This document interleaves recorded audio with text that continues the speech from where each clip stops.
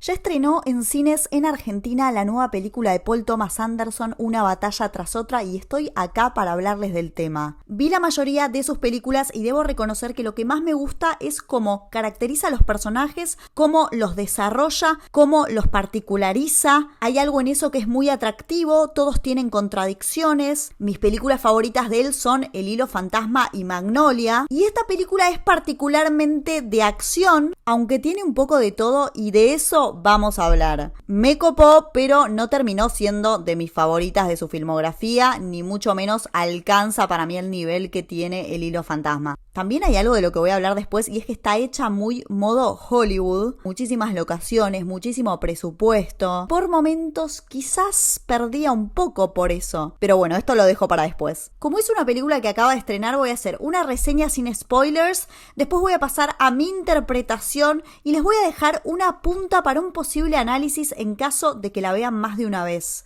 Si todavía no te suscribiste a mi canal, este es el momento para hacerlo. Además, me podés seguir en todas mis redes sociales, @Berenisquido. Recuerden que vengo de otras redes sociales, soy mega nueva en YouTube, así que para mí su apoyo es un montón. Acá vamos a seguir a Pat y Pérfida, que forman parte de los French 75, un grupo revolucionario.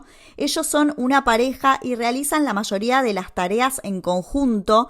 Llevan a cabo distintas acciones violentas para provocar al sistema, están en constante tensión con las mayores autoridades, ya que viven desafiando y amenazando a quienes están en el poder. Y cabe destacar, son muy buscados por todo lo que han hecho en su historia. La cosa es que Perfidia está en constante juego con uno de sus mayores enemigos, el coronel Lockshaw, a quien seduce pero solo para provocarlo, y le gusta un poco ese juego. Desde el principio vemos una tensión constante entre ellos, un juego medio sexual, que a los dos parece gustarles. Un día Perfidia queda embarazada y vemos que la relación entre Pat y ella cambia un poco, ya que ella no siente estar embarazada, no siente que va a tener una hija. Y una vez que la tiene, se marcha a seguir con los revolucionarios, mientras que Pat empieza a cuidar de su hija. Esta madre se sintió desplazada de alguna forma por esta hija, que es ahora quien tiene toda la atención de Pat en vez de ser ella. Y entonces ella sigue haciendo la revolución.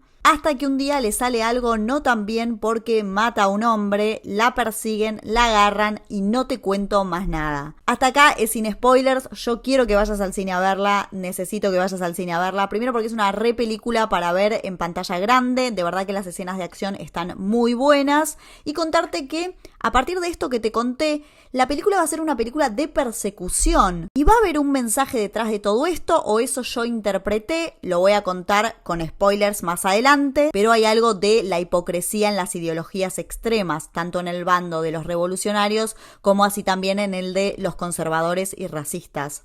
Ahora sí voy con mi interpretación de esta película con spoilers. De esta película me interesó mucho el tema de la identidad o de lo que uno viene a hacer a este mundo, ¿no? Acá el pasado los persigue a todos los personajes, tanto al antagonista, al coronel, como también a Bob y a Willia, que no sabe quién es y por qué vino al mundo, de qué manera. Y si bien vemos a Willia bastante segura de sí misma, esto me di cuenta la segunda vez que la vi a la película, pero tiene una búsqueda un poco interna de ok, pero ¿qué pasó con mi mamá? Y siempre que puede intenta sacar información, aunque la administra o la procesa muy por partes, es por eso que no pregunta todo el tiempo. Siento que es más bien cautelosa en ese sentido porque quizás le duele o hay cosas que no está segura de querer saber. Hay una escena al final de la película cuando Bob estaciona el auto y sale con la escopeta que William le está apuntando y le dice "Who are you?". Le grita "Who are you?", como de una manera en la que también siento que además de preguntárselo a Bob, quién es porque no lo ve bien, también se lo pregunta en términos de quién sos y quién soy yo, qué hago que me crié con vos, ¿no? Un poco esa fue mi interpretación. Así es que Willy hacia el final consigue trazar su propio destino a raíz de recibir por parte de Bob la carta de su madre en la que dice que quisiera reencontrarse con ella si no es tarde para eso, y ella termina formando parte de los revolucionarios. Por otra parte tenemos la contradicción de Bob, el querer dejar que su hija crezca, que haga los planes que quiera, que sea feliz, pero por otra parte él no poder dejar de ser paranoico y sobreprotector con ella a causa de su pasado y de lo que él hizo, porque él está envuelto un poco en ese ciclo de violencia, que él sabe que se le viene encima por lo que él hizo en su pasado y que eso lo va a perseguir siempre. Y que si por supuesto él hizo cosas terribles cuando era más joven, a Willy a cualquiera le podría hacer cualquier cosa. Y si bien él está de acuerdo con lo que hizo como revolucionario,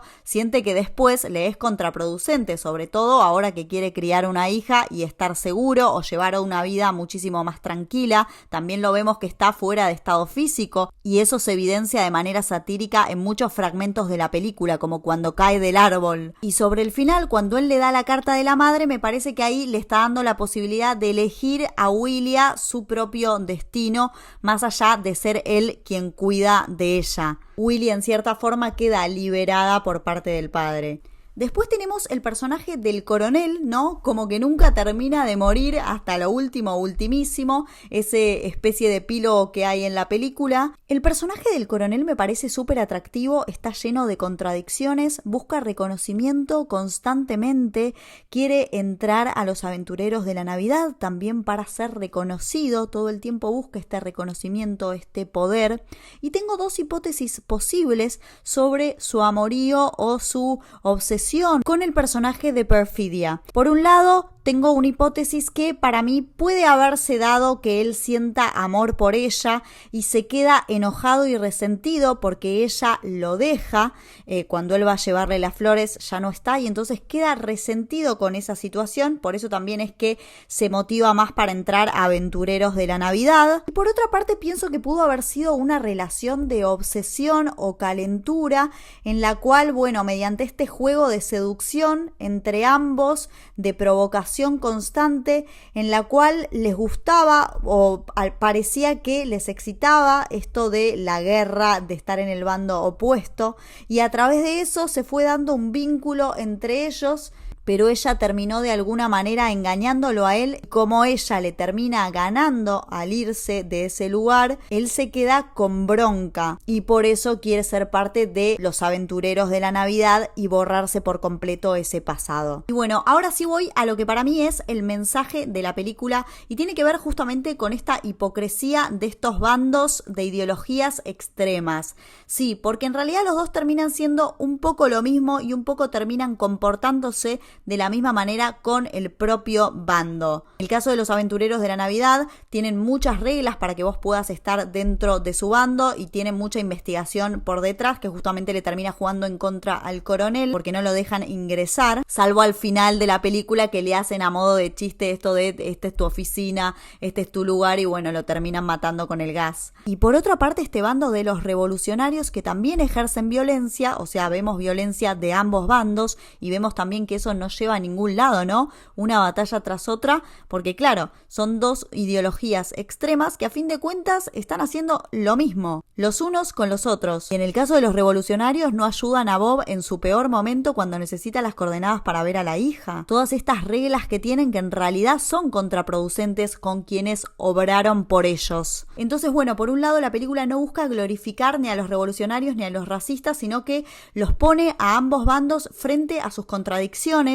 También muestra lo contradictorias que son las personas en su individualidad, ¿no? Cuando vemos uno por uno, quizás ninguno resista archivo de lo que dice. Está mucho esto de lo que aparentamos ser o lo que quiero parecer, pero lo que soy, lo que realmente hice en mi vida. Esto se ve con el coronel, por ejemplo, que quiere borrar su pasado. Así que bueno, el mensaje general de la película creo que tiene que ver con la hipocresía de estos bandos. Y también de cómo cuando tocan a alguien que es mi familia, dejo de ser revolucionario y entrego todo lo que tengo. ¿Cuáles son los límites de la revolución o hasta dónde hago la revolución? Porque si bien hay espíritu de equipo, todos actúan como individuos. En términos generales, me parece que la película fluye bastante bien. Digo, él es un buen cineasta, las tomas de las persecuciones, las tomas de acción son realmente increíbles. La banda sonora tiene algo que a veces se contrapone a lo que sucede en la escena. No sé, una escena en la cual tenemos al personaje de Pat saliendo del hospital totalmente abatido, pero salvado por el sensei sensei y una música romántica de fondo. Estos recursos los usa bastante Paul Thomas Anderson, como así también Quentin Tarantino, esta contraposición de música con respecto a lo que pasa y le da otra impronta a la escena, la particulariza. Después constantemente me parece que hay tensión, la película no cae en ninguna parte, lo cual es un montón, la verdad, por eso digo que él es un buen cineasta, pero ahora voy a retomar algo de lo que dije al principio de este gran presupuesto que juega a favor por un lado, por el lado de que las escenas de acción son espectaculares, hay realmente un despliegue increíble de locaciones, pero por el otro también es un poco contraproducente para lo que él suele hacer, que es desarrollar muchísimo más los personajes o los conflictos interpersonales. Se me viene a la mente la escena en la que el sensei lo va a salvar, pasa de un escenario a otro,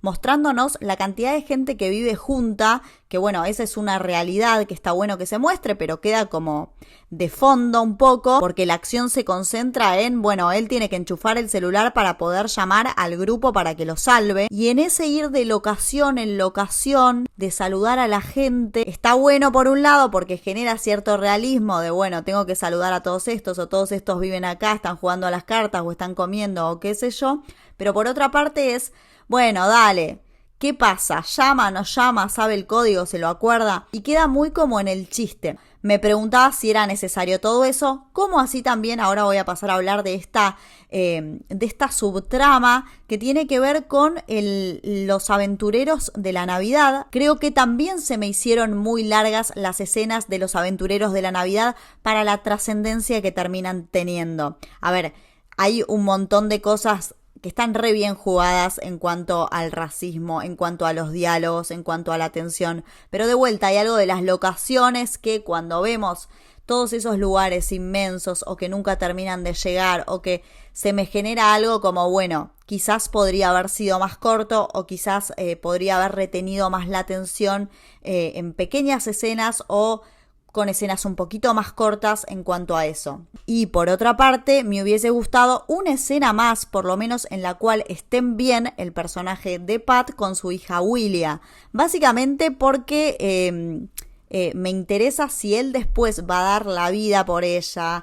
Me interesa ver esa relación, más allá de entender que él sigue con ideales revolucionarios, pero ya no más ejerciendo. Una escena más de ellos dos en la cual estén bien me hubiese parecido bien como para afianzar esa relación. Porque creo que directamente tenemos la escena de ella en la cual se va a ir de fiesta y él está paranoico. No los vemos anteriormente interactuando. Así que bueno, un poco esa es mi opinión personal de lo que es el cine de Paul Thomas Anderson. No es de las que más me gustó, se darán cuenta por las cosas que recomiendo, me gustan más los dramas, me gustan más otro tipo de comedias, o si es sátira, que sea completamente satírica. También tiene varios guiños al género de acción que yo seguramente no agarré, algunos sí, pero otras no.